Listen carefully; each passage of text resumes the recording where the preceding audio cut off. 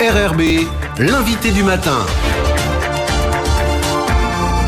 Et on poursuit Gilles Ménage avec notre invité du matin. Et ce matin, vous recevez Cameron Diver. Cameron Diver, bonjour. Bonjour. Directeur général adjoint de la CPS avec maintenant de nouvelles fonctions. On va en parler dans un instant. Mais d'abord, est-ce que vous pouvez nous faire un petit bilan de cette année 2020 à la CPS, qui a dû être une année un peu particulière tout de même? Oui, je pense que la CPS, comme tout le monde, n'a malheureusement pas échappé à la crise créée par la pandémie de Covid-19. Et pour nous, ça a été une année d'adaptation.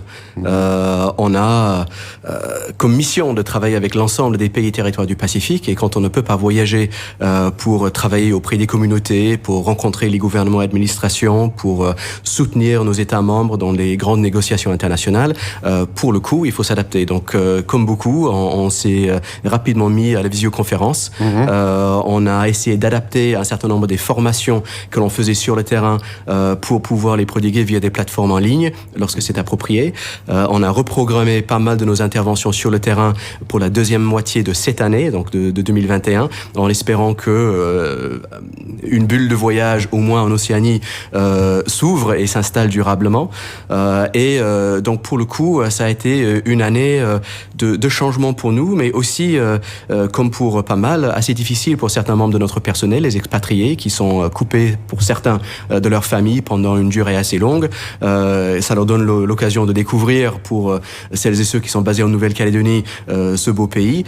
Mais c'est aussi quelque chose à prendre en compte, l'éloignement et ce sentiment d'isolement. Donc on a un peu resserré notre petite communauté pour faire en sorte que tout le monde se sente bien et puisse traverser ce moment particulier avec autant de facilité que possible. Vous disiez, il y a des actions concrètes qui sont devenues des actions sous forme de plateforme numérique. Est-ce que c'est un bouleversement qui pourrait éventuellement devenir pérenne? C'est-à-dire qu'il y a des choses que vous pourriez faire maintenant. Est-ce que ça vous a appris quelque chose, cette crise, justement? Absolument. Ça nous a appris quand même qu'il y a certaines choses que l'on peut faire sans voyager de manière efficace.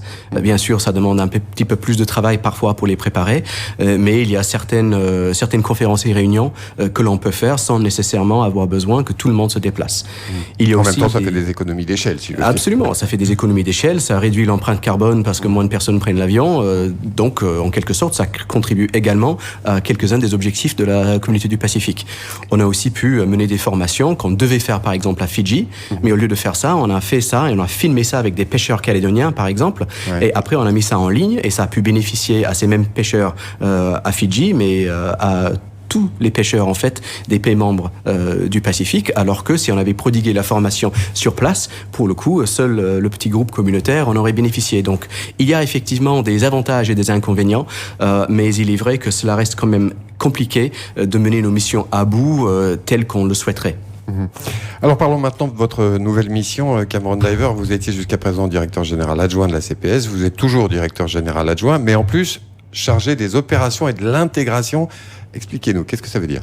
Alors, nous avons décidé une forme de refonte structurelle au niveau de l'exécutif de l'organisation, donc directeur général et les 2 directeurs généraux adjoints, moi-même basé ici et mon collègue le docteur Paolo Vivili qui est basé à Suva, à Fidji. Et pour le coup, le docteur Vivili va s'occuper de tout ce qu'on appelle science et capacité. Donc, il va gérer les divisions de la CPS où se trouve notre capacité scientifique, notre expertise, que ces divisions soient basées au siège à Nouméa ou à Suva. Moi, je vais m'occuper de tout ce qu'on a appelé opération à intégration. Donc, l'ensemble des services de soutien, les ressources humaines, les finances, le service juridique, les services d'information et de technologie, etc. Mais aussi de nos programmes intégrés, donc les grands programmes que l'on essaie de mettre en place sur des sujets comme les systèmes alimentaires, le changement climatique, les sciences océaniques, et qui essaient en fait de traiter de manière avec de multiples angles d'attaque, en fait, des sujets de développement, au lieu de les traiter de manière purement sectorielle, on se donne l'opportunité de travailler sur une question comme le changement climatique par l'angle de la santé, de la nourriture, des droits de la personne, des actions d'atténuation et d'adaptation, etc., ce qui nous donne, en fait, plus d'impact sur le terrain et de meilleures opportunités, en fait, d'aider les pays à lutter contre ce phénomène-là, et c'est la même chose dans tous les autres domaines. Et mon rôle également va gérer le réseau de bureaux décentralisés de la CPS. Notre bureau à Port Vila, au Vanuatu, notre bureau à Pohnpei, aux États fédérés de Micronésie. On a un bureau en gestation pour les pays polynésiens également, et notre bureau de liaison à Paris. Et l'idée là, c'est d'utiliser ces bureaux-là pour faire de la mobilisation des ressources. Donc, en fait, pour aider la CPS et les pays à lever les fonds nécessaires au financement des actions de développement, de recueillir de l'intelligence de nos pays membres dans ces sous-régions pour mieux informer notre approche, et aussi de travailler plus étroitement avec les bailleurs de fonds en fonction de leur domaine d'intérêt, et aussi d'intégrer tout cela dans la manière de réfléchir de notre stratégie pour que la manière d'agir de la CPS soit à la fois informée par les États membres sur le terrain, mais aussi par les attentes et les politiques des bailleurs de fonds à l'extérieur. Et comme ça, en fait, on essaie d'avoir une influence sur les uns et sur les autres pour avancer dans les 10 dernières années, en fait, de l'agenda 2030, qui est l'agenda international pour les objectifs de développement durable et qui se termine en 2030. On sait, Cameron Diver, que cette crise sanitaire mondiale s'accompagne évidemment d'une crise économique majeure. Est-ce que c'est le cas pour la CPS? Est-ce que vous avez des problèmes financiers? Est-ce que vous arrivez à boucler votre budget quand même? Alors, nous avons réussi à boucler notre budget, effectivement, au prix de reprogrammation du travail. On avait un budget qui devait tourner autour de 90 millions d'euros pour l'année 2020. Nous avons bien évidemment réduit la voilure à 60 millions d'euros en reprogrammant le delta pour 2021.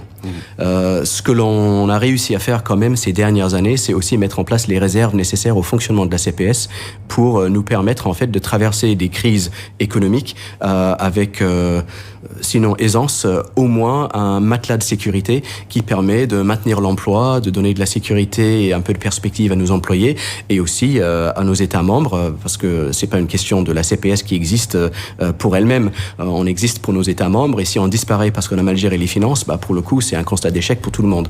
Donc, pour l'instant, on est relativement confiant. C'est un point de vigilance, les finances, bien évidemment, mais c'est quelque chose sur lequel, comme je l'ai dit, on a travaillé ces dernières années, et ça nous met dans une position de pouvoir avancer avec, sinon sérénité, au moins un degré de confiance dans notre capacité à continuer à fonctionner de manière efficace à l'avenir. 30 millions d'euros en moins, est-ce que ça veut dire qu'il y a des programmes qui, du coup, vont être un peu retardés ou peut-être ralentis? C'est des retardements, des ralentissements en termes d'exécution des programmes, c'est sûr, et c'est quel que soit le domaine, qu'il s'agisse des ressources terrestres ou de la pêche ou du développement social. Bien évidemment, comme vous pourriez l'imaginer, le domaine dans lequel nos taux d'exécution sont très élevés reste quand même la santé, parce que la CPS a joué quand même un rôle important au niveau de la région avec d'autres partenaires comme l'Organisation mondiale de la santé, le Forum des îles du Pacifique, d'autres agences des Nations Unies dans la région pour coordonner un peu la réponse régionale à la crise, et on continue de le faire.